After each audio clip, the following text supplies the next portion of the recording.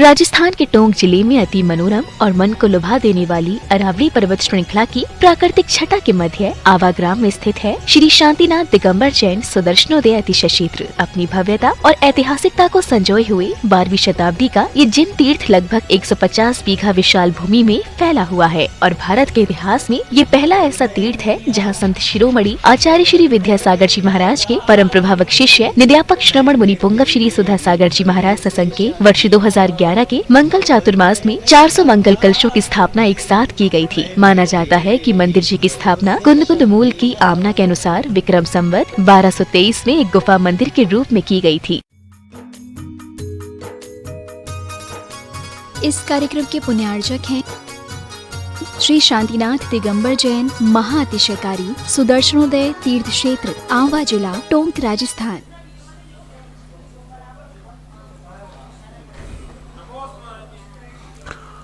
अपराह्निक प्रक्षणा शोध्याय William.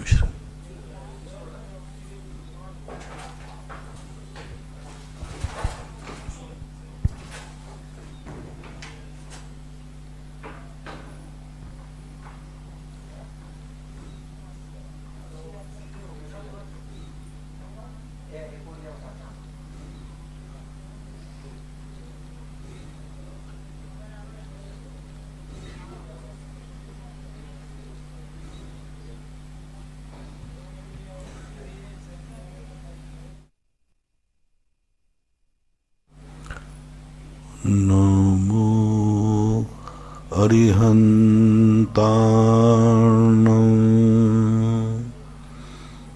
नमो सिद्धाणं, नमो आयर्याणं,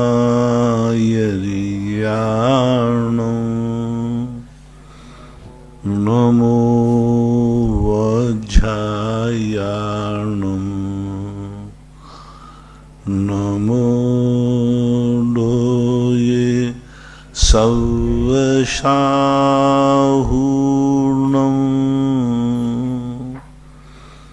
पंच परमेष्टि भगवान की जय हो। आचार्य श्री गुरुवर कुंद महाराज की जय हो। आचार्य श्री गुरुवर विद्यासागर महाराज की जय हो। परम उपकारी निर्यापक श्रमण मुनि पुंगव श्री सुधासागर जी महाराज की जय। परम पूज्य मुनि श्री प्रसाद सागर जी महाराज की जय। राजस्थान की इस पवित्र तीर्थ भूमि चांदखेड़ी से यह जिज्ञासा समाधान का पहला प्रश्न है। भीलवाड़ा से अनीता जैन। नमोस्तु गुरुदेव। आत्मा में नवीन कर्मों का एक चेतावगाह रुक जाना संबर है, इसमें चेतावगाह से क्या तात्पर्य है? ऐसा तो कोई प्रसंग आचार्यों ने लिया नहीं।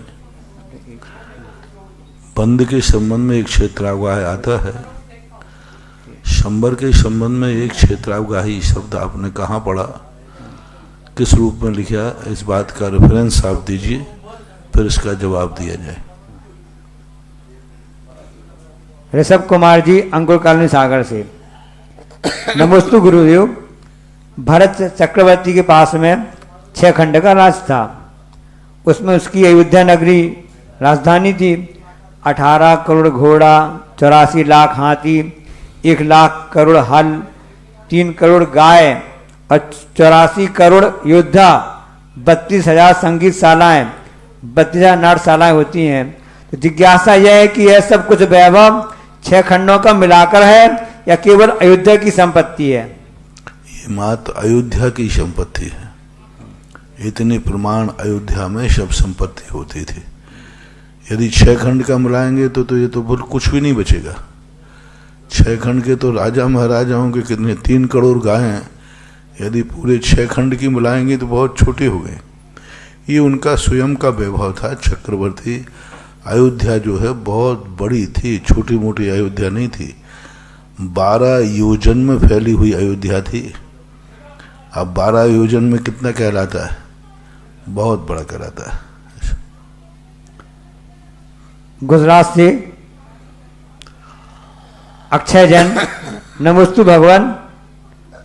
मैं जहाँ रहता हूँ, नौकरी करता हूँ, वहाँ मंदिर में कुआं नहीं है, जड़ के पानी से अभिषेक होता है, तो मुझे अभिषेक करना चाहिए या नहीं, या फिर दर्शन करके आना चाहिए? क्योंकि मेरा अभिषेक करने का नियम भी है। मजबूरियों की अलग स्थितियां हैं। आप उनको सलाह दीजिए कि आप टांका बनवा लें और टांके का प्रावधान कीजिए। किसी चीज का निषेध करना सरल है, लेकिन निषेध करके उसका विधान करना कठिन है। हर व्यक्ति सलाह दे के तो जानता है, और लेकिन उसका अल्टरनेट क्या है? आप वहाँ बैठे हैं, यदि मान लो ये नहीं किया जाए तो फिर दूसरा उपाय क्या है? कम से कम वो स्थिति वहाँ दर्शन पूजन हो रहे हैं, यही तुम्हारे बहुत भारी है। अब रही बात तो वहाँ की परिस्थितियाँ क्या हैं, आप लोग समझें और आप खुद टांका बनाएं। वो नहीं बना सकते हैं तो आप उनको कहें कि भाई टांका बना दिए, पैसे की नहीं हो तो पैसे का यहाँ वहाँ से करके तुम खुद जुगाड़ करके करो। चिंता करते के साथ उसका समाधान भी ढूंढना चाहिए, और सबसे बढ़िया समाधान है यहाँ टांके टांके का। और या फिर आप खुद अपना कहीं कुआं हो तो आप खुद वहाँ से कुआं से पानी लाइए और उस जल से अभिषेक कीजिए। मैं ना निषेध करूँगा ना समर्थन करूँगा, मैं तो व्यवस्था बनाता हूँ कि आपको कहीं से कुआं हो, दूर हो तो जल लाइए वहाँ से, और नहीं तो टांका बनाइए और टांका बनाने की प्रेरणा दीजिए। वहाँ की समस्याओं पर विचार कीजिए पहले। पिपरे अशोकनगर मध्य प्रदेश से श्रीमती किरण जैन।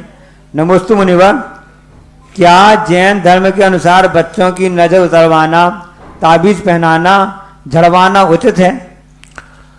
आगम में तो इस प्रकार का कोई उल्लेख नहीं है लाने। क्या करना चाहिए? लेकिन एक तंत्र विद्या होती है, तंत्र विद्याओं का जरूर उल्लेख मिलता है। ये सबसे तांत्रिक पद्धतियां कहलाती हैं और उनका लोक व्यवहार में देखा गया। एक क्षण पहले व्यक्ति अपने आप में उसके मुंह से दुर्गंध आ रही थी, उगाइश आती, और उसकी नज़र उतारने के बाद वो स्वस्थ हो गया, ठीक हो गया, ऐसा देखा जाता है। तो अब इसको तांत्रिक रूप लेकर के और इस क्रियाएं इसको धार्मिक रूप ना मान करके एक साइकोलॉजी इफेक्ट का एक रूप मान लें, तो साइकोलॉजी इफेक्ट भी एक बहुत बड़ी तंत्र विद्या है। अभी हर किसी व्यक्ति से यहाँ कह दिया जाए कि कोई यहाँ पर आतंकवादी आ गया, माँ शब्द सुनते ही सबके पसीने, सबका ब्लड प्रेशर हाई हो जाएगा। कुछ नहीं किया, कुछ ना देखा है ना करा है, माँ सुना है शब्द और शरीर के अंदर परिणति हो गई। ऐसा ही कुछ प्रक्रियाएं ऐसी चलती हैं जिनके लिए ऐसे करने में कोई बाधा नहीं है। एक लोक रूढ़ियाँ, हमारे ज्ञान सागर महाराज ने लिखा है कि ऐसी लोक पद्धतियाँ जिसमें कुगुरु कुदेव कुशास्त्रों की स्थितियाँ नहीं आती, ऐसी लोक क्रियाएँ जिससे धर्म बाधित नहीं होता, सम्यक दर्शन बाधित नहीं होता, ऐसी लोक जनहितकारी क्रियाएँ जन क्रियाओं को स्वीकार करने में बाधा भी नहीं है। इसको इतना भी महत्व मत दो कि यही सब कुछ हो जाए और लोग व्यवहार में चलता है तो 3 मिर्ची लिया और यूं यूं कर दिया, इतने में छोकरा ठीक हो गया तो आपत्ति क्या है? नजर किसी की भी लग सकती, दुश्मन की ही नहीं होती, स्वयं की नजर भी लग सकती है। स्वयं की नजर भी तुम्हें लग सकती है, माँ की भी लग सकती है, किसी की भी लग सकती है। कोई जरूरी नहीं है कि वो किसी की लगे। दुश्मन स्वयं की नजर स्वयं को लग सकती है। साइकोलॉजी अपनी दृष्टि को, अपने को किसी चीज से अपने में गौरव आ गया, गर्व आ गया, आज क्या व्यापार जरा मजा आ गया, आज क्या स्थिति बनी, आज देखो क्या मजा। वो एक तुम्हारे यहाँ आता है, सोच समझ श्रृंगार करो बहना, कहीं दर्पण को नजर न लग जाए। तो ये क्या है? कई बार महाराज जी ऐसा देखने में आता है कि महाराज जी को नजर लग जाती है, स्वास्थ्य खराब हो जाता है, अच्छा कार्यक्रम होता है। महाराजों को मतलब इसमें महाराजों को मतलब, महाराज एक अलग शक्ति है। महाराज जो कमजोर महाराज होते हैं उन्हीं को लगती है, अच्छे महाराजों को नजर नहीं लगती। जो कमजोर होते हैं, जिनकी साधना कमजोर है, जिनकी दृष्टि कमजोर है, इनका स्वयं का मन बहुत कमजोर है उनको, बाकी जो सशक्त होते हैं नजर तंत्र उनके ऊपर प्रभावकारी नहीं होता। तांत्रिक विद्या जो होती है उपादान की हीनता, अब जिनकी साधना कमजोर, जिनका विचार कमजोर, सब कुछ कमजोर होता है, उनको लगता है। जो वीरचर्या करते हैं जिनको कोई, उनके ऊपर कोई प्रभाव नहीं पड़ता। आप लोग कहते हैं जब हमें कोई याद करता है तो गुद्दी खुजलाती है। महाराजों को तो ना जाने कितने लोग याद करते हैं। लोगों के नाम मार के महाराज जी मुझे आपकी बहुत याद आ रही थी, मैंने मेरी तो गद्दी नहीं खुजलाई। तो ये सब चीजें साधु के ऊपर प्रभाव अलग होता है, गृहस्थों के प्रभाव अलग होते हैं। इन तांत्रिक आदियों का प्रयोग साधुओं के ऊपर नहीं होता। जो अच्छे साधु होते हैं, कोई भी दुनिया की तंत्र शक्ति साधु को प्रभाव नहीं कर सकती। साधु की साधना मैंने पहले बता दिया, साधु यदि चोखा है, साधना पक्की है, तो दुनिया का कोई भी तंत्र और यहां तक दुनिया का कोई मंत्र साधु का, सच्चे दिगंबर साधु का कुछ भी नहीं बिगाड़ सकता। सारी तंत्र विद्याएं एक साथ आ जाएं, साधु की सीमा के अंदर नहीं आ सकती, कितना भी प्रयास कर ले वो। तांत्रिक साधु सबसे ज्यादा दिगंबर साधु से डरता है, उसकी कला खत्म हो जाती। और मंत्र शक्तियां भी, मेरा तो दावा ये है कि नमोकार मंत्र भी जिसके पास सच्ची श्रद्धा है, साक्षात देवता भी उसको छू नहीं सकता। वो जो चक्रवर्ती था साक्षात देव, किसने नहीं छू पा रहा उसको। वो नमोकार मंत्र पढ़ रहा था, डर से पढ़ रहा था, भय से पढ़ रहा था, लेकिन वो घबरा गया, इसको तो मैं कुछ नहीं कर सकता क्योंकि नमोकार मंत्र पढ़ रहा है। जब तक इसका नमोकार मंत्र है, इसकी श्रद्धा में, इसके इसमें, उसने सबसे पहले यही कहा नमोकार मंत्र पढ़ना बंद कर और पैर से मिटा। ये क्या बता रहा है? यदि उसको मारना ही था, मार सकता था, तो नमोकार मंत्र का अपमान क्यों कराता? सीधा उठा के फेंक देता। लेकिन फेंकने को तैयार ही हुआ, जैसे देखा है तो नमोकार मंत्र पढ़ने लगा। तो यानी डर से भी नमोकार मंत्र जो पढ़ते हैं, साक्षात देवता भी उनका कुछ नहीं बिगाड़ सकते हैं, और जो श्रद्धा से पढ़ेंगे तो उनका कुछ नहीं बिगाड़ सकते महानुभाव। बस आपके ऊपर होना चाहिए। इसलिए साधुओं पर और गृहस्थों पर बहुत अंतर है। जो गृहस्थों पर लागू हो, साधुओं पर लागू हो, ऐसा कोई नियम नहीं है। ललितपुर से श्रीचंद जी अनोरा, नमोस्तु गुरुदेव। तीर्थंकर जब मुनि अवस्था में होते हैं उस समय वह सामायिक आदि करते हैं, तो कौन सी माला फेरते हैं, कौन सा मंत्र फेरते हैं? सामायिक में माला का प्रावधान ही नहीं। सामायिक के अंदर आप गृहस्थों के लिए अलग है। जो महान मुनिराज होते हैं वे तत्व चिंतन के रूप में रहते हैं और वे सदा सामायिक चारित्र रहता है उनका। तीर्थंकरों का एक ही चारित्र होता है, सामायिक चारित्र। छेदोपस्थापना चारित्र उनको नहीं होता। तीर्थंकर को प्रतिक्रमण की जरूरत नहीं पड़ती, वो प्रतिक्रमण नहीं करते, जरूरत ही नहीं, क्योंकि सामायिक चारित्र है। पूरे जीवन काल में एक ही चारित्र उनके होता है, सामायिक चारित्र। इसलिए वो तो उनकी तो महिमा ही विचित्र होती है। ऐसा महेंद्र जन पत्रकार इंदौर से, नमोस्तु गुरुवर। धन मिलने पर सरलता, अधिकार मिलने पर विनम्रता एवं क्रोध आने पर शांत रहना, ये सभी गुण शून्य से शिखर ले जाने के लिए पहुंचाने में सहायक होते हैं।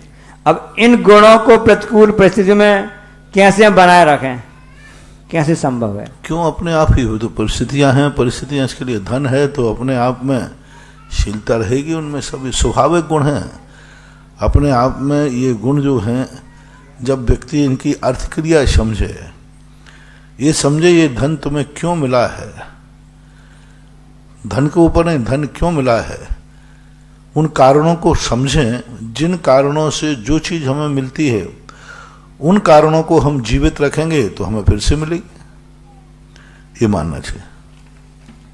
और से ललितपुर से सक्षम जैन, हम जैन समाज के लोग क्या कुत्ते को पाल सकते हैं यदि हम पूरा के लिए शाकाहारी ढंग से पूरा रखें, नॉनवेज नहीं? कदापि नहीं, कदापि नहीं। मात्र उन जानवरों को पालने का प्रावधान है जो जानवर, गाय जो है, भैंस है, गुण है। कुत्ते को पालने का कोई प्रावधान नहीं। कुत्ते जिन घरों में पलते हैं उनके लोग भी कुत्ते की जाति के हो जाते हैं, हमेशा ध्यान रखना। एक परिवार इतना सुंदर परिवार था, सब में मेल जोल था, सब अच्छे तरह रहते थे।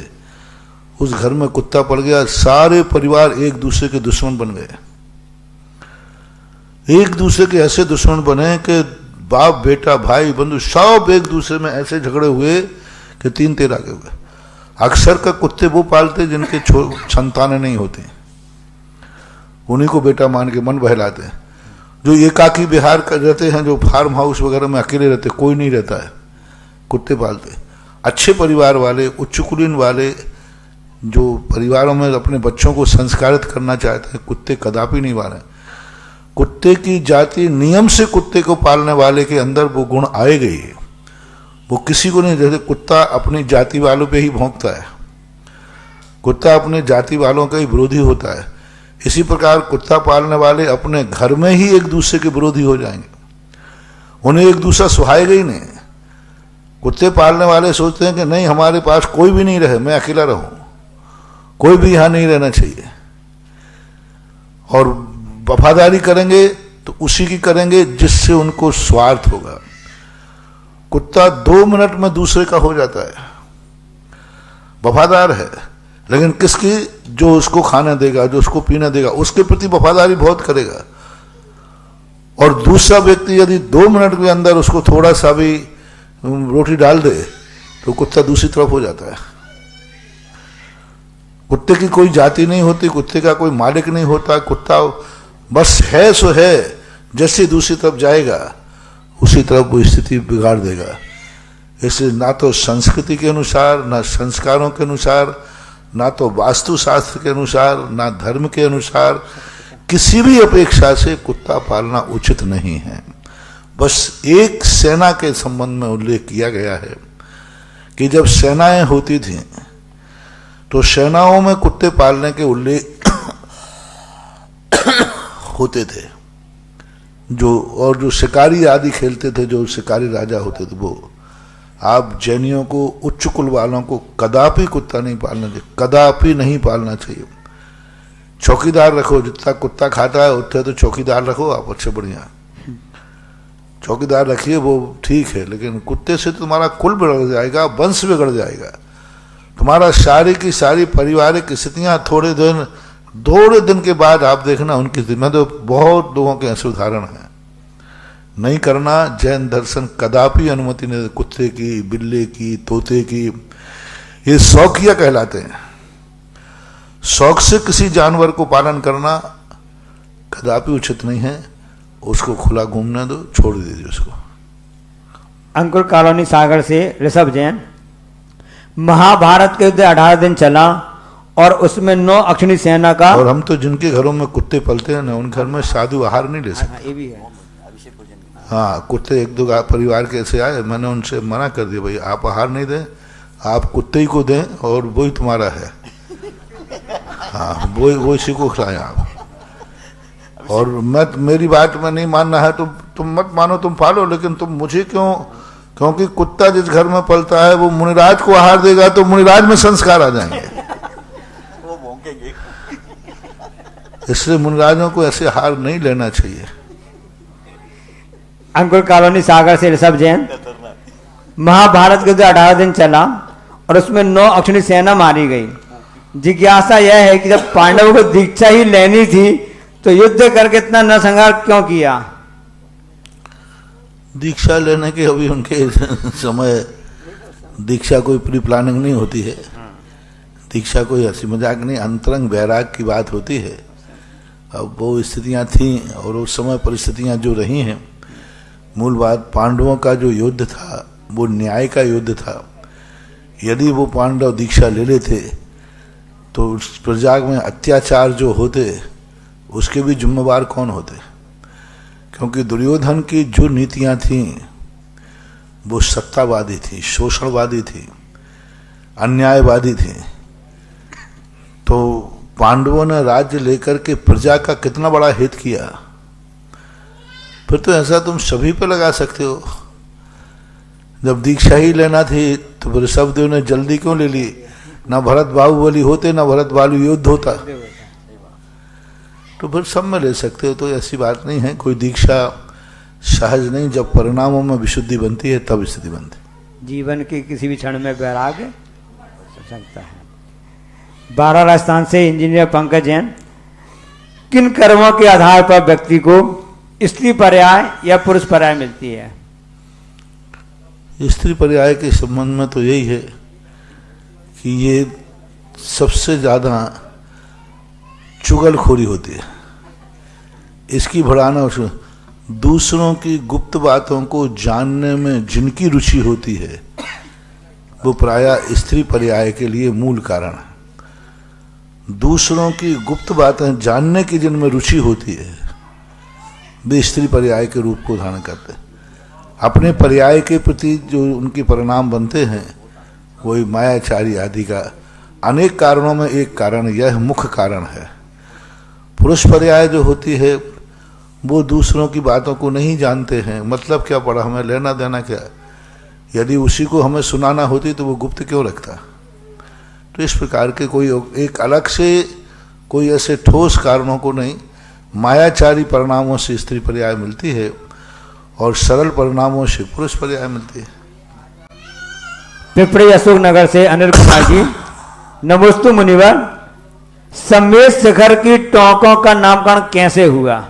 ललित कूट है, अनादिकाल से शाश्वत है। जैसे कैलाश पर्वत है, ऊर्जयंत पर्वत उसका नाम है, तो ये अनादि अनंत काल से इनके कूटों के नाम हैं। ये शाश्वत है, अविनाशी है। नमोस्तु मुनिवर, किन्हीं से जब लोगों से कहती प्रतिमा जी विराजमान करने से पुण्य मिलता है, 24 बनाने से पुण्य मिलता है, तो लोग कहते हैं कि इतनी प्रतिमाओं का अभिषेक करने वाला तो है नहीं है और तुम्हें मूर्ति विराजमान करने की पड़ी है, तो ये कहाँ तक सही है? अभिषेक करने को किसने कहा है? अभिषेक सारी मूर्तियों के नहीं किए जाते। अभिषेक तो एक गंधोदक के लिए किया जाता है। किसी भी शास्त्र में हमने नहीं पढ़ा कि मूर्ति का अभिषेक होना जरूरी है, कहीं नहीं पढ़ा। अभिषेक होना जरूरी है ऐसा किसी भी शास्त्र में नहीं, प्रतिष्ठा पाठ में नहीं, कहीं भी नहीं लिखा कि मंदिर में अभिषेक होना जरूरी है। श्रावक को अभिषेक करना जरूरी है। श्रावक को मैं तो बार बार कहता हूँ, भगवान के लिए जो अभिषेक करते हैं, अरे भैया भगवान अभी बिना नहाए बैठे हैं, कोई तो एक लोटा डाल दो रे, जरूरत नहीं है। हाँ, आपको अभिषेक की जरूरत है। आप यदि अभिषेक नहीं करेंगे तो महान दोष है।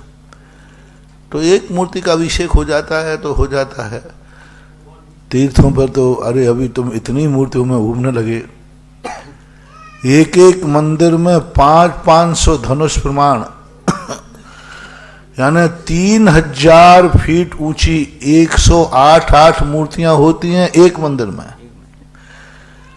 3000 फीट 108 ऊंची। कितने कृत्रिम चैत्यालय हैं, और चैत्यालय कितने हैं? बहुत चैत्यालय गिनती नहीं। तो उस समय से चैत्यालय के चतुर्थ काल आदि में इतने ज्यादा जा करके किया था।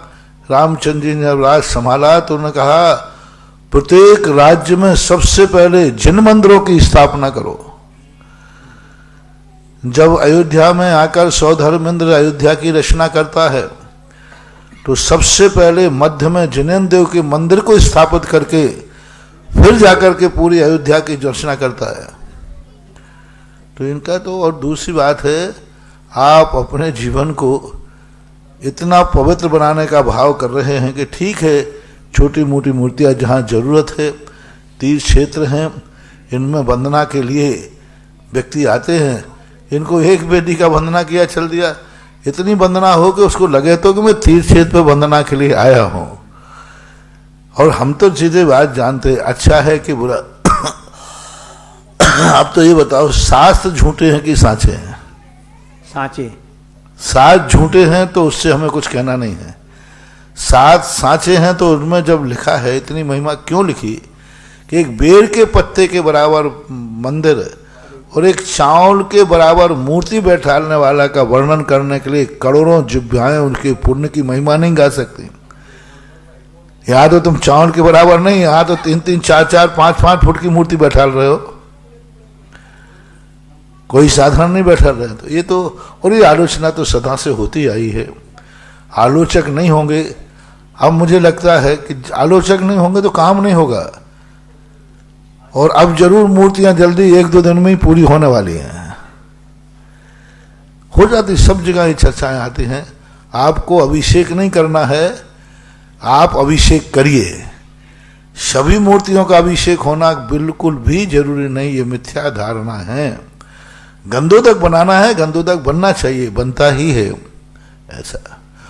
और चिंता मत करो, चंद्रोदय तीर्थ क्षेत्र में तुम अभिषेक की बात कर रहे हो, पूजन की बात कर रहे हो, यहां अब असीम कालीन तक भक्तांबर विधान होगा, नॉन स्टॉप। मैं पहले भक्त पहले तैयार करता हूं, भगवान बाद में बुलाता हूं।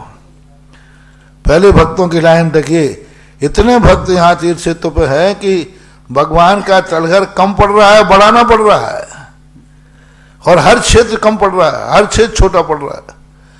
धर्म की प्रभावना बढ़ रही है, लोगों का अभिषेक करना। शहरों के मंदिर देखो, जहां जहां गया और वहां वहां जब महिमा गाई, आज शहरों के मंदिर अभिषेक के लिए छोटे पड़ रहे हैं, कम पड़ रहे हैं। इतने अभिषेक करने के लिए लोग लालायत रहते हैं। ये है, अब जिनको नास्तिक लोग हैं, जिनकी श्रद्धा ही नहीं, उनके लिए तो ये सब व्यर्थ लगते हैं। नहीं महाराज, हम देख भी रहे हैं, क्योंकि हमने पढ़ा है कि तीर्थ क्षेत्र हमारी जान है, हमारी पहचान है, हमारी संस्कृति है। दोपहर की समय नीचे तलघर में करते हैं तो उस समय भक्तांबा का विधान होता है। उसमें मैं देखता हूँ कि 3 से कम लोग रहते नहीं है, मतलब 3 पार्टी, 3 लोग करने वाले, प्रत्येक 15-20 लोग। अरे नीचे तो अभी करने देते हैं, नीचे तो इतने जनता दिन भर रहती है कि उनको नीचे करने ही नहीं दिया जाता, ऊपर करना पड़ते हैं। 3 स्थान वाले। नमिता जैन कोटा से नमोस्तु महाराज जी। कारण परमात्मा और कार्य परमात्मा में किसे कहते हैं, उदाहरण से समझाने की कृपा करें। कारण परमात्मा का अर्थ है 2 प्रकार के हैं, एक शुद्ध उपयोग से शुरू होता है और दूसरा अरहंत भगवान को भी कारण परमात्मा कहे। कारण परमात्मा यानी अरहंत भगवान और कार्य परमात्मा यानी सिद्ध भगवान, ऐसा माना। और से आज है,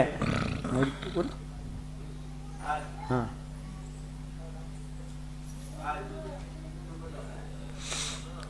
आज 22 नवंबर, परम उपकारी निर्यापक शमण मुनि पुंगव श्री सुधा सागर जी महाराज के चरणों में जिनवाणी चैनल व सुधा कलश चैनल के दर्शकों द्वारा और चंद्रोदय तीर्थ पर विराजमान भक्तों द्वारा बारंबार नमोस्तु नमोस्तु नमोस्तु। आज पूज्य आचार्य गुरुदेव को लगभग 22 नवंबर 1972 को आज से 50 वर्ष पूर्व आचार्य श्री को आचार्य पदारोहण आचार्य पद दिया गया था। आज 50 वर्ष पूर्ण हो गए तारीख के हिसाब से। ऐसे विशेष अवसर पर आज भारतवर्ष में लगभग 400 जगह आचार्य श्री के डाक टिकट और वो पत्र लिफाफे डाक टिकट जारी किए गए और साथ में राजस्थान में 40 जगह पर ये कार्य किया गया। हमारे केएल कोहली सहायक अधीक्षक डाकघर वाले पधारे, कुछ अपनी बात कहें।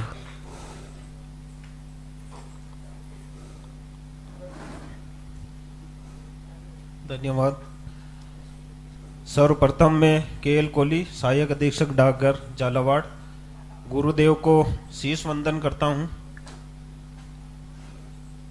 भारतीय डाक विभाग की ओर से जो मुझे रिप्रेजेंटेटिव के रूप में भेजा गया है, तो आज बड़ा गौरव का दिन है कि आज संत शिरोमणि दिगंबराचार्य विद्यासागर जी महाराज के संस्कृति शासनाचार्य स्वर्ण महोत्सव पे और आचार्य मुनि श्री सुधा सागर जी महाराज की असीम कृपा से, इनके प्रेरणा से भारतीय डाक विभाग द्वारा एक स्पेशल कवर जारी किया गया है, जिसका अनावरण दिन में हुआ है।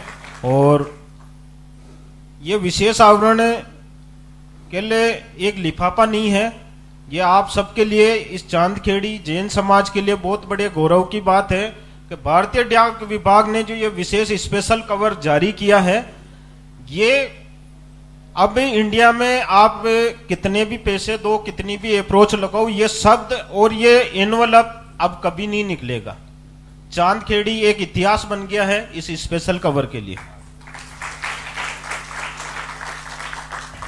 और भारत सरकार की तरफ से गुरुदेव पर ये स्पेशल कवर हम इससे पहले भी जारी कर चुके हैं, लेकिन जो ये मैटर आज का है कि मुनिवर को आचार्य पद के जो है 50 वर्ष पूरे होने पर ये जो आज स्पेशल कवर रिलीज किया गया है, तो पूरी चांदखेड़ी जैन समाज की टीम और उनका मैं धन्यवाद ज्ञापित करूंगा कि उसने ऐसा सुअवसर का सही सदुपयोग किया और ये स्पेशल कवर भारत सरकार के ओर से जो है रिलीज करवाया। जैसे ये अभी लाइव टेलीकास्ट हो रहा है, ऐसे ही हमारा स्पेशल कवर आप 2 या 3 दिन में हमारी ऑफिशियल वेबसाइट भारत सरकार www.indiapost.gov.in पे आप इसको सर्च कर सकते हैं। और हो सकता है आज के 10-15 साल बाद एक 10 रुपए का ये लिफाफा जो है स्पेशल कवर है, ये फिलेटेलिक ब्यूरो हो सकता है एब्रोड इंडिया में भी कोई फिलेटेली में लगाए या इंडिया में लगावे, तो हो सकता है इसकी कभी बोली 1 लाख 1 करोड़ भी लग सकती है। ये एक एंटीक पीस हो गया है। जो इसकी कदर समझता है, जो हमारे महाराज साहब ने कहा है कि जो जिसकी कदर समझेगा वही उसको समझ पाएगा, तो जो इसकी कदर समझेगा इस स्पेशल कवर की, वो उसकी पहचान कर लेगा और वो कहीं से भी उसको अगर चूक गया है तो वहां से ले लेगा। तो मैं पूरे जैन समाज, चांदखेड़ी वर्किंग कमेटी और महाराज साहब के आशीर्वाद से धन्यवाद ज्ञापित करूंगा डाक विभाग की ओर से कि मुझे भी ये सुअवसर दोबारा मिला है महाराज साहब का आशीर्वाद पाने का, और सभी का धन्यवाद। और आज बहुत आपको पुनः धन्यवाद दूंगा कि ये बहुत बड़े गौरव की बात है। मैं अपने हृदय से ये बात कह रहा हूँ कि महाराज साहब के सानिध्य में जो है ये, या मुझे दोबारा मौका मिला। मैं कभी 2 साल पहले भिलवाड़ा में कराया था, तब भी महाराज साहब के शीश आशीर्वाद से जो है हमने वहाँ स्पेशल कवर रिलीज किया था बिजोलिया पे, पंच कल्याणक पे। और आज दोबारा मेरी पोस्टिंग पे झालावाड़ और दोबारा महाराज साहब के जो है शीश चरणों में मुझे ये मौका मिला है। धन्यवाद। देखो, कोई भी आज के वर्तमान का इतिहास को सुरक्षित करना बहुत जरूरी है। हमारे अतीत की समाजों ने इतिहास को राजकीय रूप न बनाने का परिणाम आज बहुत सारी दिक्कतें आती हैं। वर्तमान में जरूर इन चीज़ों का उपयोग नहीं होता, लेकिन अतीत जितनी पुरानी होती जाती हैं, यह इतिहास बहुत बड़ा सुरक्षित है। हर व्यक्ति को ऐसे लिफाफे अपने लेकर के अपने घर के उस ऐतिहासिक में रख देना चाहिए, जो आने वाली पीढ़ी जब इसको देखेगी तो एक बहुत बड़ा, और कभी भी कोई भी सरकारी मुकदमे धर्म आदि पे आते हैं तो ये लिफाफे कोर्ट में जब पेश करते हैं तो एक बहुत बड़ा इतिहास होता है, और उन साधुओं के प्रति बहुत श्रद्धा से होता है कि जिनके ऊपर ऐसे क्या इन्होंने अच्छे कार्य किए, जिनके ऊपर इन्होंने कहा पूज्य ज्ञान सागर महाराज के ऊपर अशोक जी पाटनी R.K. मारवाल के अथक प्रयास से उस समय आचार्य ज्ञान सागर का डाक टिकट निकला था, जो बहुत सारे भारत में बहुत रूप में बांटा गया, सबके लिए लिखा, बहुत बड़ा इतिहास था वो डाक टिकट। और ये जो आज लिफाफा निकला है, ये भी सबके लिए, आचार्य जी को 50 साल हो गए, तो उनकी उस स्थिति में उनको एक इतिहास, इससे आज अपन को कोई विशेष नहीं, लेकिन एक इतिहास है, इतिहास बनता है, इतिहास बनाने से बनता है। और बाबू ने जो अभी कहा, भीलवाड़ा में भी उन्होंने किया, एक अभी भी किया, तुम जहाँ जहाँ जाओ वहाँ एक लिफाफा निकलता रहे, यही हमारा आशीर्वाद है और सबके लिए आशीर्वाद। हाँ, निकल जाए। विमोचन के लिए चांद BL कोहली साहब और साथ में चांदखेड़ी कमेटी हुक्म जी काका, कैलाश जी और आनंद जी, अनिल जी, मार साहब और प्रदीप जी पधारे, भगवान जी भी पधारे और हमारे छाबड़ा जी पधारे। और आज बड़े बाबा की शांति धारा के पुण्यार्जक परिवार हैं श्री राजेंद्र कुमार जी, अर्चना जी जैन, आयुष जैन, यश, श्रीमती कुशल, डॉक्टर ऋषांशु, आशीष जैन, मालती देवी जैन, साडोरा जिला अशोकनगर ने, और दूसरा सौभाग्य प्राप्त किया श्री मुन्नालाल जी, हेमंत जी, सचिन, विनोद भट्ट, हरीश, सचिन, ईशान, विवान मंडावरा, खुरई ने यह सौभाग्य प्राप्त किया। और असीमकालीन आदिनाथ भक्तामृदान में नाम आया श्री ईशान, सुरभि, कुलभूषण कुमार, श्रीमती राजकुमारी जैन, नई दिल्ली, श्री राजकुमार, दूसरा नाम है राजकुमारी जी जैन, अजय, सुनीता, अनुज, प्रथा, राहुल, सुजल जैन परिवार भोपाल ने यह सौभाग्य प्राप्त किया। और यहाँ जो भूगर्भ शिला के पुण्यार्जक परिवार हैं, श्रीमती सुधा जैन, सुषमा जैन, करनाल, हरियाणा ने 5 शिला के माध्यम से सौभाग्य प्राप्त किया। श्रीमती मनोरमा देवी, सुनील कुमार, अनिल कुमार जी जैन, मधुबन कॉलोनी, जयपुर ने 5 शिला के माध्यम से। श्रीमती विद्या देवी, संजय, शिल्पा, सौम्या, अभिनंदन जैन, रायपुर ने 5 शिला के माध्यम से सौभाग्य प्राप्त किया।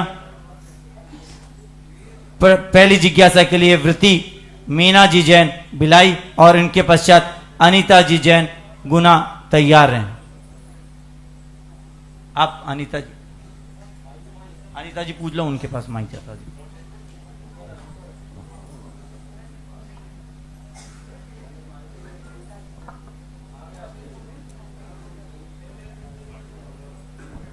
अरे आप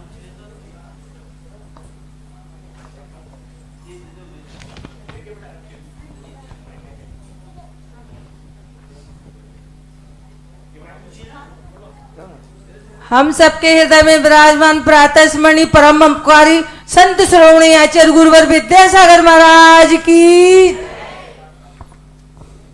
परम पूज्य 108 निर्यापक। जिज्ञासा करें, जय नहीं बोले, आप जिज्ञासा करें।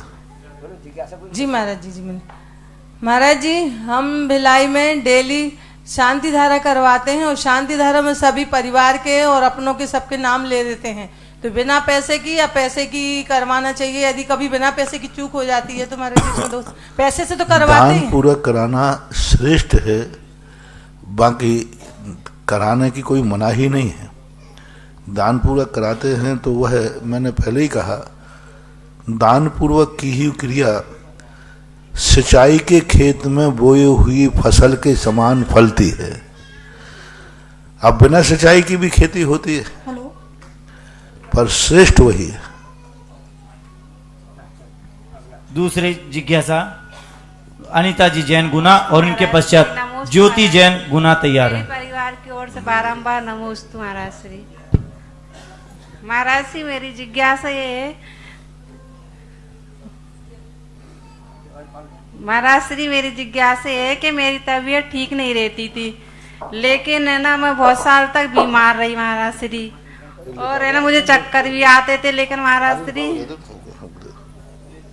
आंसू भी आ जाते थे महाराज श्री, और है ना कुछ बोल नहीं पाती थी महाराज श्री। आशीर्वाद हो रहा है, आशीर्वाद। तो आपके 2013 में जब चरण पड़े गुनानगर में महाराज जी, उसी से मेरी तबीयत ठीक हुई महाराज जी।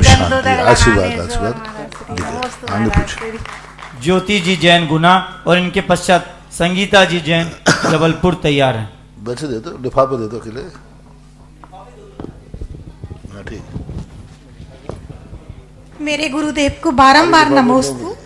ये जिज्ञासा मेरी नहीं है गुरुदेव, किसी ने पूछवाई है। गुरुदेव प्रातः काल उठते से ही उसको सर्वप्रथम भूख लगती है, तो ऐसा उसका कौन सा कर्म का उदय है गुरुदेव कि उसको प्रातः काल उठते से ही कुछ ना कुछ ग्रहण करना पड़ता है? बहुत अच्छा, प्रातः काल ही लगती, रात में नहीं लगती। ठीक है, उसकी शरीर जैसी होती है, परिस्थितियां हैं, होता है। रात में नहीं खाए यही बहुत। नहीं, रात में नहीं खाती गुरुदेव, प्रातः काल उठते से ही सबसे पहले भूख लगती है गुरुदेव। ओम शांति। संगीता जी जैन, जबलपुर, और इनके पश्चात ज्योति चौधरी, गुना तैयार।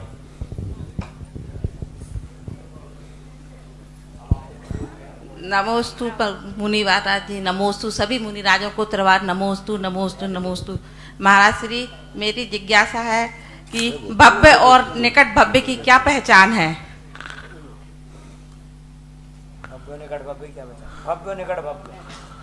भव्य जो होता है उसमें निकट भव्य होता है, जिसको कुछ ऐसी शक्तियां प्राप्त हो जाती है जिससे मोक्ष होना निश्चित हो जाता है। जैसे छायक सम्यक दर्शन है, शुद्ध उपयोग है, आदि कुछ ऐसे विशेष रूप से जिन्होंने निकट भविष्यता यानी उन्होंने कर्मों को क्षय करने का ठान लिया है, वो निकट भव्य कहलाते हैं। जल्दी मोक्ष होना है वो निकट भव्य है, जिनको देर से होना है वे भव्य हैं। ऐसा नमोस्तु महाराज श्री, नमोस्तु महाराज श्री, नमोस्तु। ज्योति चौधरी गुना, उनके पश्चात रजनी जी जैन गुना, जो 14 दिसंबर से 19 दिसंबर तक जो चंद्रोदय तीर्थ क्षेत्र चांदखेड़ी में पंच कल्याणक होने जा रहा है, उसमें महातीर्थ में जो निर्वाण क्षेत्र में वर्णित प्रतिमाओं के नाम आए हैं। श्री कुलदीप जैन, नीरू एकता फैनिल, षष्ठी वीरेन, खुशबू तातियाना जैन अमेरिका से 5 कलश की राशि से पुण्यार्जक किया है। राजुल जी जैन, नेमीचंद गुड़ाचंद्र जी जैन नदोती करौली से दूसरा नाम आया है। शीतल जैन, राजकुमार जैन, किरण, अरुण, शीला पाटनी मुंबई कनाडा से। और चौथा नाम आया दया जैन, दिनेश कुमार जैन, आयुष, दिव्या, तुषार, दीक्षा, वरुण, आनंद नगर अजमेर से। तैयार।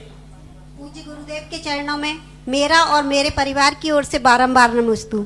महाराज जी, मेरी जिज्ञासा है कि जैन धर्म के अनुसार सप्तभंगी ज्ञान क्या है? सप्तभंगी का अर्थ होता है किसी वस्तु को 7 दृष्टिकोणों से देखा जाता है। जैसे कोई वस्तु अपने आप में है कि नहीं है, और वह क्या नहीं है। जैसे मान लीजिए यह पेंसिल है, तो पेंसिल है लेकिन पेन नहीं है, तो यह अस्थि नास्ति कहलाता है। और एक साथ में जब इसको कथन करते हैं, कथन करने की पद्धति है, दृष्टिकोण नहीं और है, पेंसिल नहीं है, पेंसिल है और पेन नहीं है, दोनों चीजें इसमें विद्यमान एक साथ रहती हैं। अवक्तव्य, जब हम दोनों को कहने जाएंगे तो एक साथ नहीं कह सकते। अस्थि अवक्तव्य, जब हम कहते हैं ये पेन नहीं है तो पेंसिल को हम नहीं कह पा रहे, अस्थि अवक्तव्य हो गया।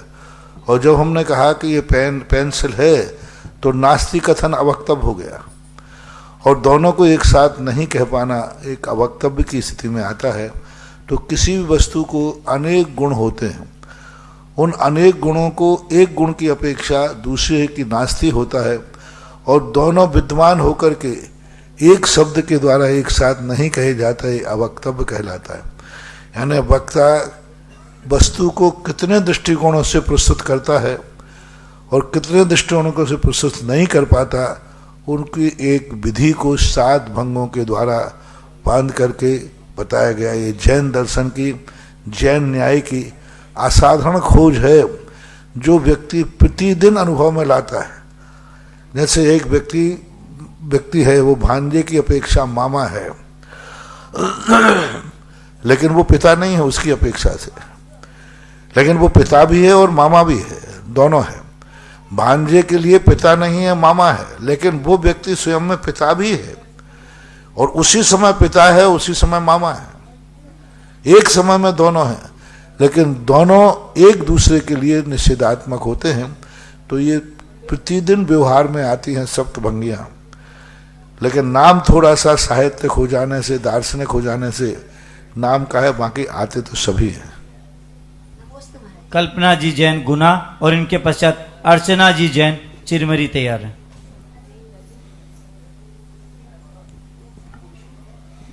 मेरे और मेरे परिवार की तरफ से महाराज जी की चरणों में बारंबार नमोस्तु नमोस्तु नमोस्तु।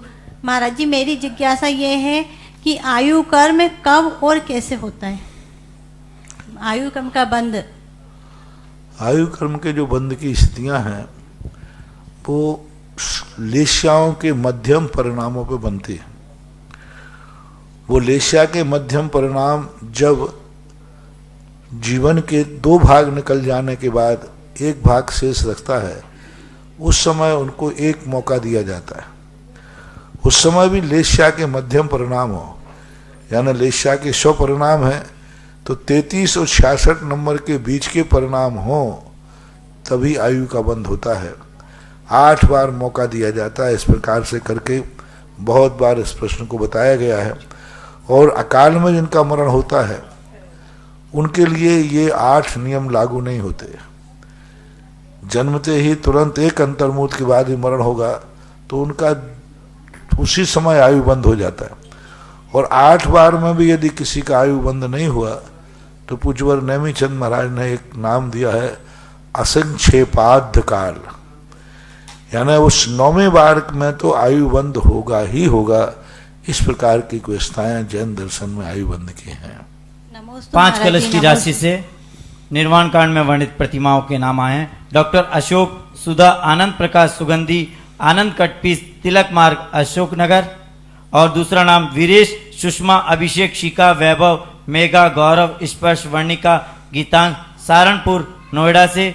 तीसरा नाम अरुण चौधरी साधना चौधरी आगम अनुजा वैभव जैनम पुण्यम तनु राहुल अमीशी जैन खुरई जबलपुर से, और उमा जैन तरुण जैन राशि जैन अनेशा जैन अशोक विहार दिल्ली से। जूही जी जैन इनके पश्चात तैयार है अर्चना जैन के पश्चात। नमोस्तु महर्षि नमोस्तु महर्षि।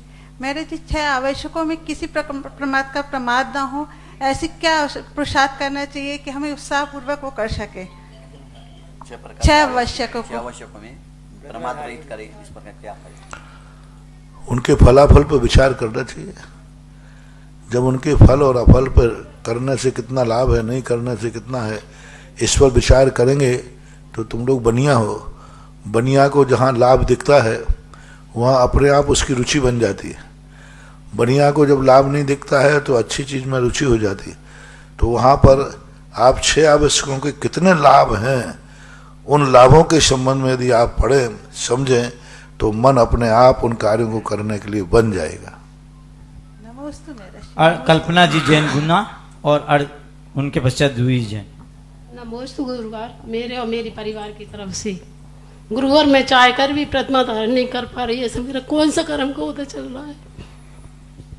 अब कर्म का उदय है तो है ही, कर्म के उदय तो बनते ही। अच्छी वस्तु सबको सहजता में सुलभ हो जाए तो सभी लोग बन रहे। दुर्लभ से दुर्लभ है 12 भावना में कितना लिखा, निगोश से मिलना दुर्लभ है, दुर्लभ से फिर सम्यक दर्शन वृत्ति होना, सब ये दुर्लभताएं हैं। ये सब अनुकूलताएं मिलना बहुत कठिन होता है। कौन नहीं भगवान बनना चाहता, लेकिन सब नहीं बन पाते। कितने लोग मुनि बनना चाहते हैं, नहीं बन पाते। कितने लोग आरिका बनना चाहते हैं, नहीं बन पाते। क्यों? परिस्थितियाँ इसके लिए भी बहुत जन्म जन्म का बहुत गाढ़ा पुण्य चाहिए, तभी ये वर्णति हो पाते। जूही जी जैन जबलपुर, और इनके पश्चात ब्रह्मचारिणी सविता दीदी तैयार। नमोस्तु महराज जी। महराज जी, भाग्य का हमारे जीवन में क्या रोल है? भाग्य का अपने जीवन में क्या? भाग्य कोई चीज ही नहीं है, अंतर क्या है? भाग्य मात्र एक टाइटल है। कल का किया हुआ पुरुषार्थ आज का भाग्य है। हमारी खुद की लिखी हुई किस्मत की लकीरें हमारे भाग्य हैं। हमारे किए हुए पूर्व के कृत्य आज भाग्य बन जाते हैं। जैसे आज कमाकर किसी व्यक्ति ने एफडी रख दी, वो 8 साल बाद मिलना वो भाग्य हो गया, लेकिन है तो अपनी कमाई ही। कमाई को ही, अपने पुरुषार्थ को ही। अतीत में किया हुआ पुरुषार्थ जब उदय में आता है तो उसे लोक में भाग्य कहते हैं। हमारे शास्त्रों में भाग्य नाम का कोई चीज नहीं है। कर्म को ही विधि कहा, उसी को भाग कहा। हमारे यहाँ उसको कहते विधि, विधि यानी कर्म, ऐसा मानना चाहिए।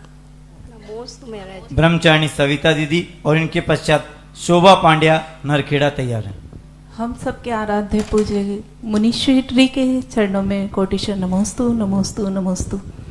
मुनिश्री, मेरी जिज्ञासा है कि जैसे मंदिर जी में बहुत सारी वेदियां होती हैं, तो वहाँ पर जो लोग बहुत सालों से भगवान के नाम से वेदियां नहीं जानते, व्यक्ति के नाम से कि ये उनकी वेदी है, ये उनकी वेदी है, तो व्यक्तियों को ऐसा करना चाहिए जैसे पूर्वजों के समय से ही चल रही है वो, या वर्तमान में भी ऐसा करते हैं सालों से वर्षों से एक ही वेदी पर जो मेन लोग होते हैं वो भी अपनी अपनी वेदियां बनाकर पूरे मंदिर की सार संभाल नहीं करते।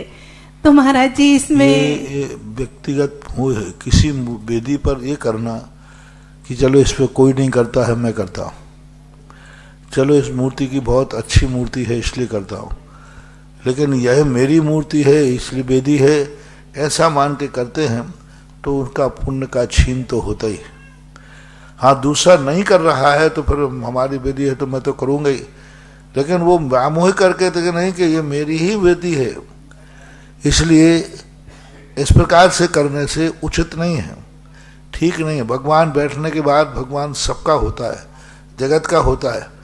परिस्थितियाँ अलग चीज़ है, लेकिन सामान्य रूप से यदि उसका यह व्यामोह है होता है, कई बार तो ये मोह इतनी कसाय का रूप ले लेता है कि व्यक्ति अपनी वेदी की अभिषेक करके आ जाता है, दूसरे की वेदी का अभिषेक भी नहीं करता है। देखते तक नहीं एक है। मंदिर में मैंने देखा कि एक व्यक्ति, मैं वहाँ गया, माली ने, महाराज जी वेदी का कोई ने अभिषेक नहीं किया। मैंने क्यों?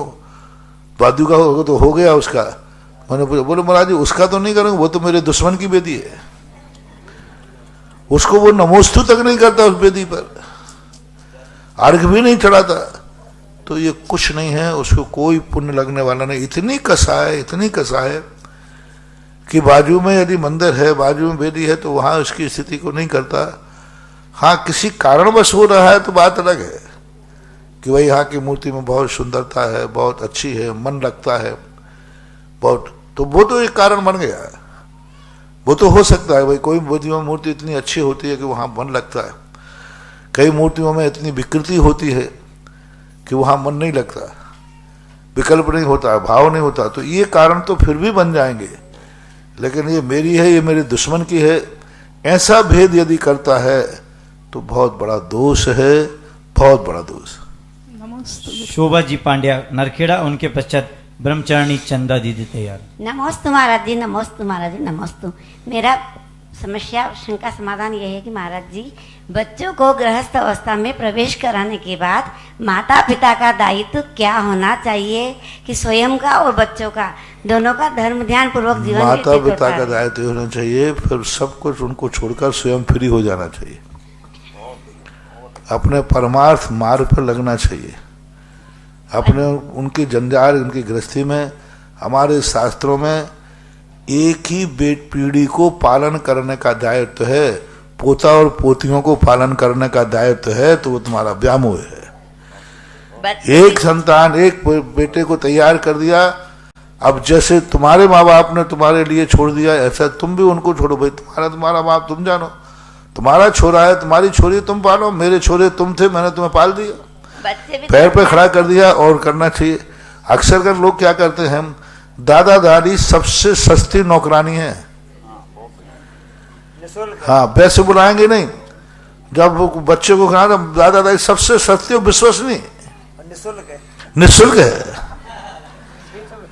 तो ये नौकरानी, एक पीढ़ी को पालन करने का अधिकार शास्त्र में है, एक पीढ़ी का तुम्हारा दायित्व है, पूर्ण जब तक उनको पैर पे खड़ा नहीं करो तुम्हारा कर्तव्य है। दूसरी पीढ़ी आपके मोह में आएगी और तीसरी पीढ़ी महामोह में आएगी। बच्चे भी धर्म ध्यान करते रहे, उसके लिए फिर कुछ। अब वो बच्चों को जितना संस्कार दिया होगा वो करेंगे, जितना संस्कार दे सकते हो उतना दो, बाकी उनकी होनहार उनके ऊपर छोड़ दीजिए। ब्रह्मचारिणी चंदा दीदी और इनके पश्चात प्रासुक जैन गुना तैयार। परम पूज्य निर्यापक मुनिश्री के चरणों में कोटि सा नमोस्तु नमोस्तु नमोस्तु। मुनिश्री जी, रतन कर्ण श्रावकाचार्य के अंदर स्वामी समंतभद्र आचार्य ने एक गृहस्थ के लिए निर्मोही संज्ञा दी है और एक महामुनिराज के लिए मोही कहा है, वो कैसे समझाइए? ग्रस्तो मोक्ष मार्गस्थो निर्मोहो मोहनो मुने है। मोह शब्द वहां मिथ्यात्व की कोटि में आया है। एक मिथ्या दृष्टि, प्रभाचंद जी ने टीका में लिखा, एक मुनि मिथ्या दर्शन के साथ 28 मूल गुण का पालन करता है। सम्यक दर्शन की भूमिका में उन्होंने लिखा है कि वहां पर 28 गुण पालन कर रहा है, तप कर रहा है, सब कुछ कर रहा है, लेकिन वो मिथ्या दृष्टि है। और एक ग्रस्त अविरत सम्यक दृष्टि है, लेकिन वो सम्यक दर्शन के साथ है, तो वह मुनि के लिए कहा कि वो ग्रस्त श्रेष्ठ है।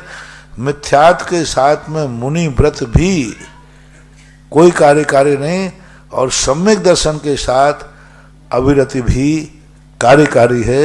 ये उनका सम्यक दर्शन की महिमा बताने के लिए उस प्रसंग में उन्होंने कहा है।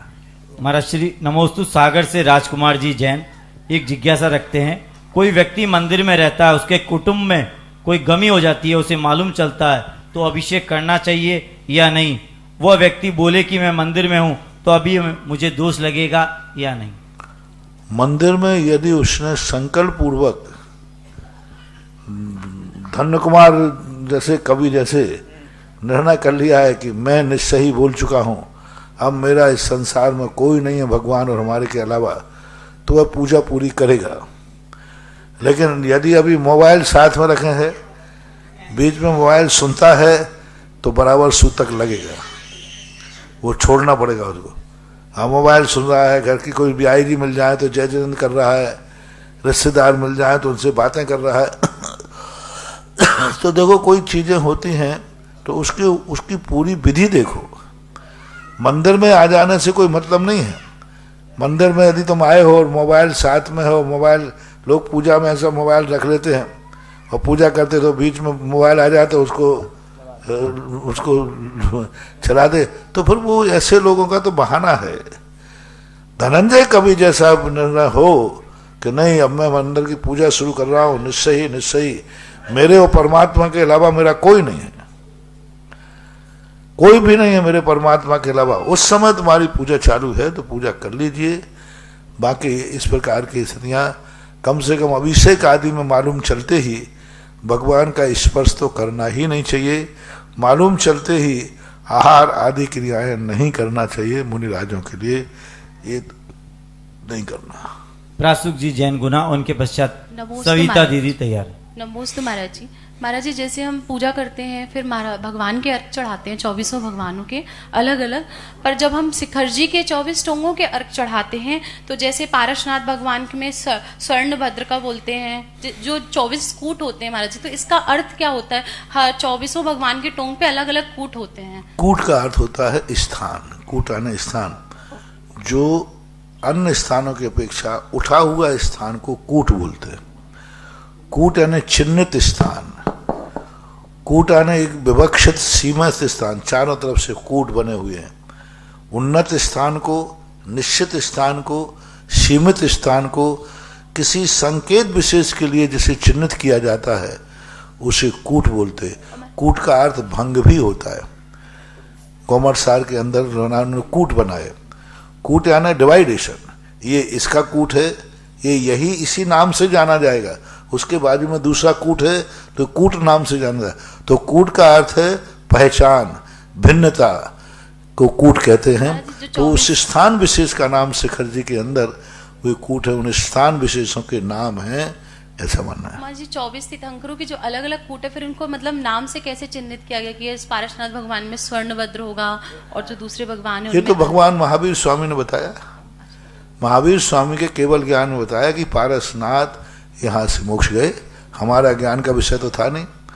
महावीर स्वामी के वाणी में आया, किसी ने पूछा भगवान आपके पहले जो भगवान हुए हैं उनको मोक्ष कहाँ से हुआ? तो उन्होंने कहा सम्मेत शिखर के सुवर्णभद्र कूट से फलाने भगवान को मोक्ष हुआ, ललित कूट से फलाने का। तो ये सारे कवली भगवान द्वारा प्रणीत हैं, सर्वज्ञ भगवान ही बता सकते हैं। सविता दीदी और इनके पश्चात ब्रह्मचारिणी सीमा दीदी तैयार। नमोस्तु महाराज श्री जी, नमोस्तु। आचार्य समंत्रभद्र महाराज के समान जिन शासन की ध्वजा को फहराने वाले मुनि श्री सुधा सागर महाराज जी के चरणों में कोटिसा प्रकार नमोस्तु नमोस्तु नमोस्तु।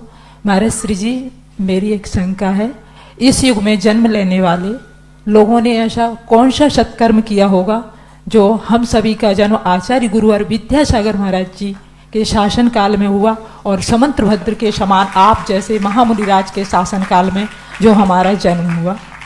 कोई भी सद्वस्तु की उपलब्धि होती है, नियम से उसमें कोई सातिशय पुण्य होता है।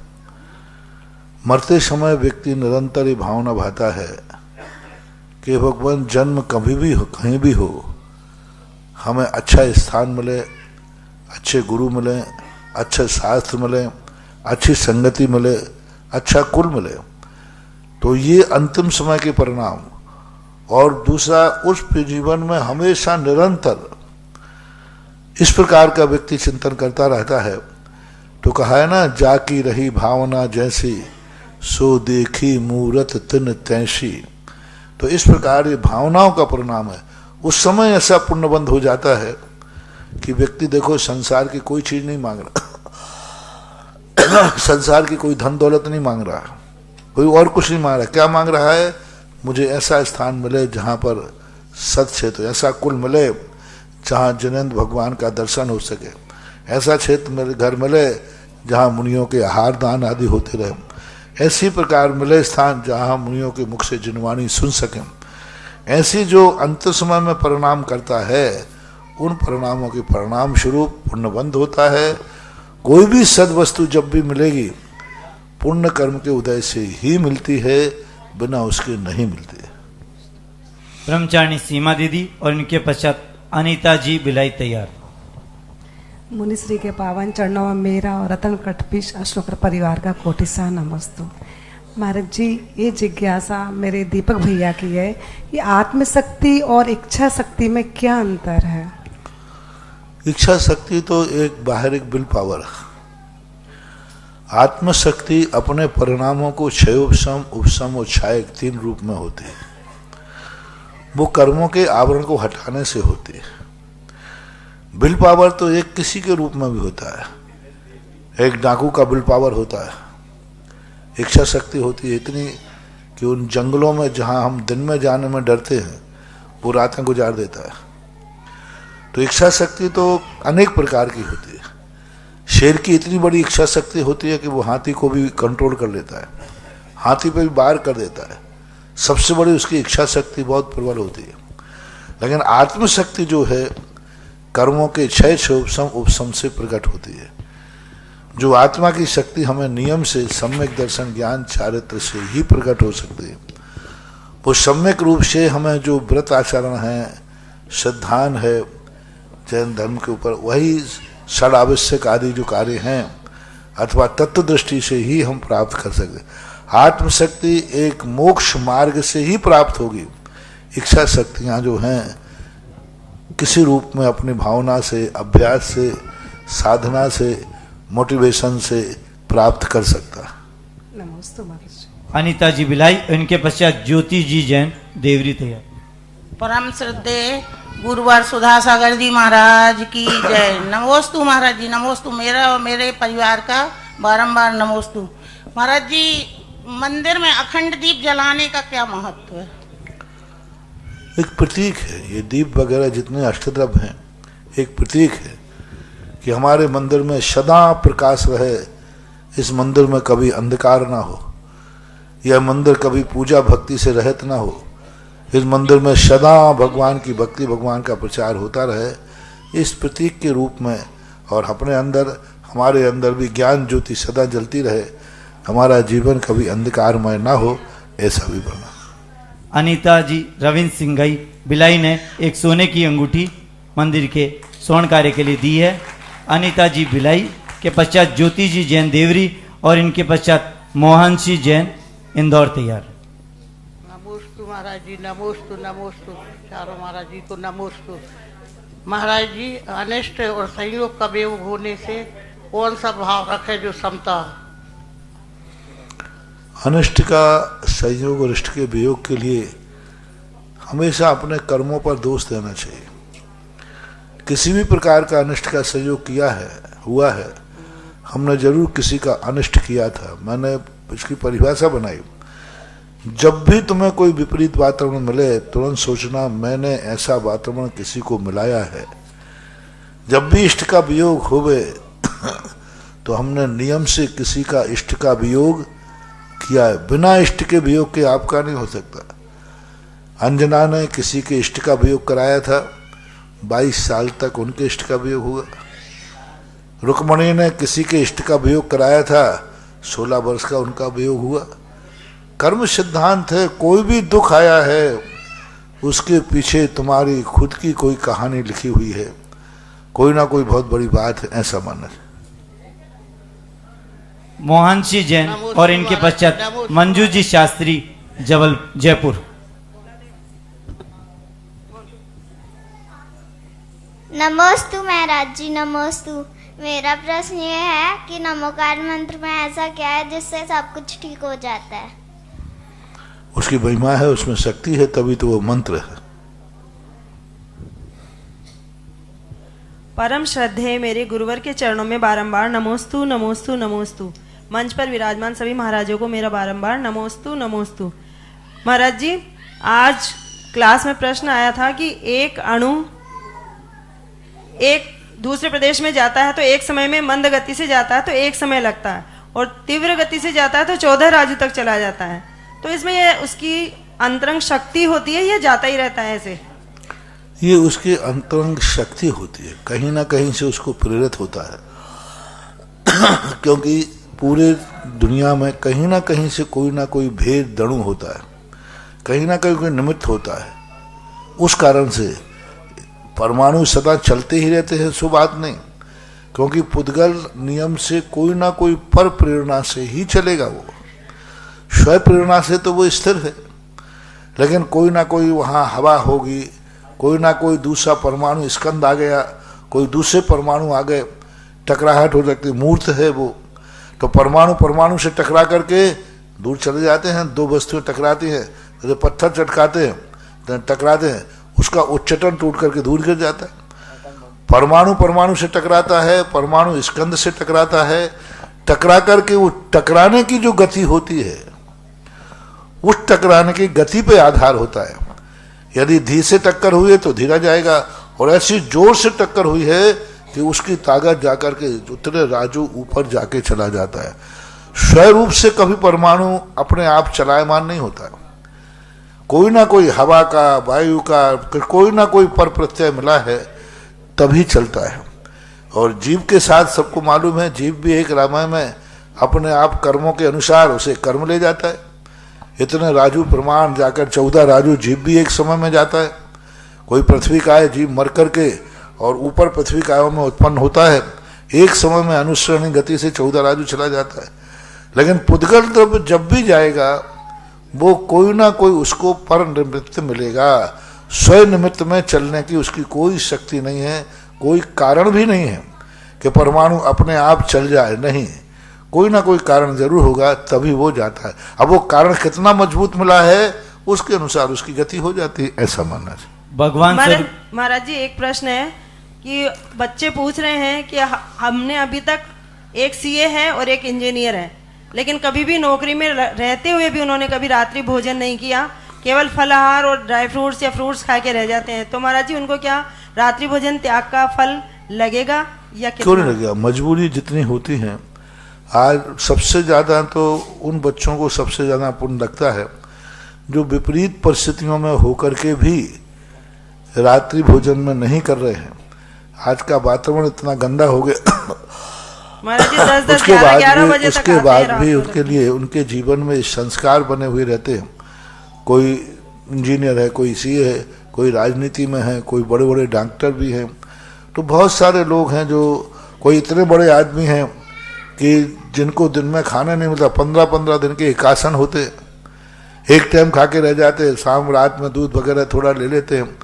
तो ये धर्म को नियम जितने दृढ़ता से पालन करेंगे, जितनी विपरीत परिस्थितियां मिलने पर धर्म पलेगा, वह पुण्य उतना ही पुण्यदायी होता है।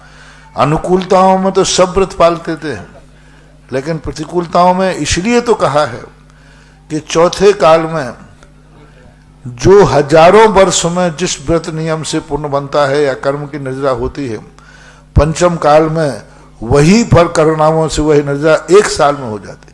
क्यों? चौथे काल में सब अनुकूलताएं थी, वातावरण अनुकूल था, संग्रहण था, सामने भगवान थे।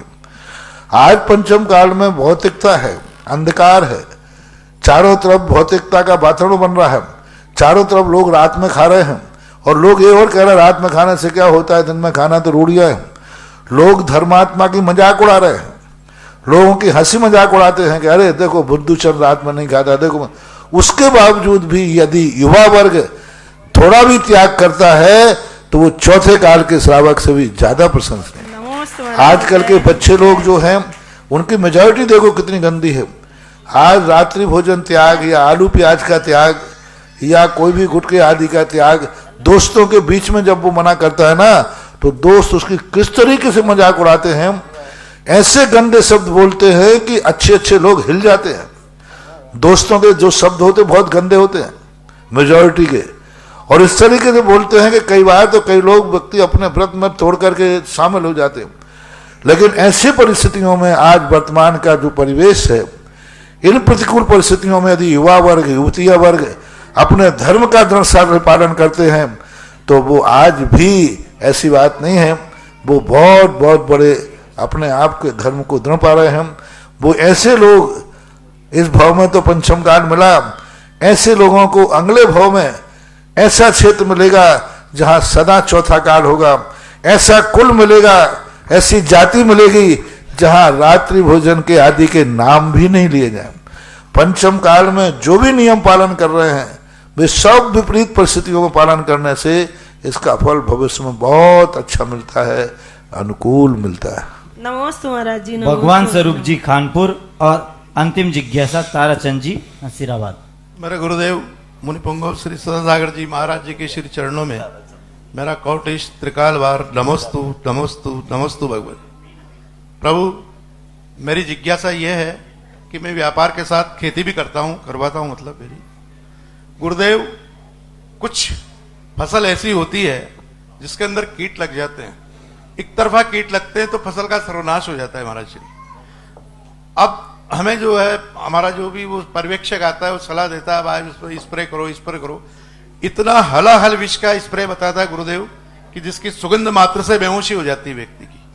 महाराज, मैंने तो नहीं करवाया, पर गुरुदेव क्या ये करवाना उचित नहीं करना चाहिए। आप लोगों के लिए, आप लोगों को एक बात कही गई है आचार्यों ने कि कीड़ा लगने के पहले उपचार आप करें। किसान है, आप किसानी करते हैं, कीड़ा लगने के पहले आप विचार करें। कीड़ा लगने के बाद फिर विचार करने की हम स्थिति नहीं बोल सकेंगे, नहीं कह सके। उसके पहले सावधानी रखें। उसके पहले भी आपके यहाँ बहुत उपचार होते हैं। ऐसा गेहूं को रखो कि गेहूं में कीड़ा ही न पड़े। अब कीड़ा पड़ने के बाद तो चैन आगम तो आज्ञा नहीं देगा। नमस्ते गुरुदेव। नमस्ते। ताराचंद जी। मेरे पूज्य गुरुवर के चरणों में बारंबार नमोस्तु नमोस्तु नमोस्तु। मंच पर विराजमान सभी मुनिराज के पावन श्री चरणों में नमोस्तु नमोस्तु नमोस्तु। गुरुवर, मेरे दो प्रश्न हैं छोटे छोटे। एक तो आचार्य शांति सागर जी महाराज, उनके आगे हम चारित्र चक्रवर्ती शब्द लगाते हैं, तो हम सुबह शांति धारा करते हैं और उसके बाद आचार्य ज्ञान सागर जी महाराज का अर्घ चढ़ाते हैं। तो इसके पहले हम चारित्र चक्रवर्ती शब्द का उपयोग कर सकते क्या उनके लिए महाराज जी? कर सकते हैं। महान आत्माएं थी सभी। चारित्र में जो शिरोमणि होते हैं वो चारित्र चक्रवर्ती कहलाते हैं। दूसरा मेरा प्रश्न है महाराज जी, जीव अल्पायु होता है, ये तो मुझे अभी मैंने श्री पार्श पुराण में अध्ययन किया, मैंने उसमें मालूम पड़ गया क्यों किस कारण से होता है। लेकिन महाराज जी, जीव जिन कारणों से अल्पायु होता है, क्या ये सारे कारण इस भाव में किए या जिस भाव से आया वो? इस भाव का भी हो सकता है, अगले भाव का भी हो सकता है। और महाराज जी वो ओम शांति। इस कार्यक्रम के पुण्यार्जक थे श्री शांतिनाथ दिगंबर जैन महाअतिशयकारी सुदर्शनोदय तीर्थ क्षेत्र, आंवा जिला, टोंक, राजस्थान। इस भव्य तीर्थ का भव्य पंच कल्याणक भी किया गया और क्षेत्र को पूज्य मुनिश्री ने नाम दिया श्री शांतिनाथ दिगंबर जैन अतिशय क्षेत्र, सुदर्शनोदय, आवा। और साथ ही साथ ये भी बतलाया कि ये तीर्थ सर्वाधिक 4 लाख एनर्जी वाला इस धरा का सबसे अधिक चमत्कारी तीर्थ है। इस तीर्थ का ये परम अतिशयकारी प्रभाव है कि कुछ दिन ठहरने से एवं यहाँ विराजमान श्री 1008 भगवान शांतिनाथ जी की अति प्राचीन प्रतिमा के मंगल अभिषेक एवं पावन शांति धारा के प्रभाव से असाध्य रोग भी ठीक हो, शहरी कोलाहल से दूर एकांतमय साधना के लिए उत्तम इस तीर्थ क्षेत्र में आने वाले यात्रियों के लिए आवास व भोजन की समुचित व्यवस्था है। आप सभी साधर्मी बंधुओं से अनुरोध है कि आप भी सपरिवार महाअतिशयकारी श्री शांतिनाथ दिगंबर जैन सुदर्शनोदय तीर्थ क्षेत्र आवा में पधार कर प्रभु दर्शन कर सुख शांति और समृद्धि प्राप्त करें और तीर्थ की भव्यता के लिए निरंतर जारी निर्माण व विकास कार्यों में सहभागी बन सातिशय पुण्य लाभ लें।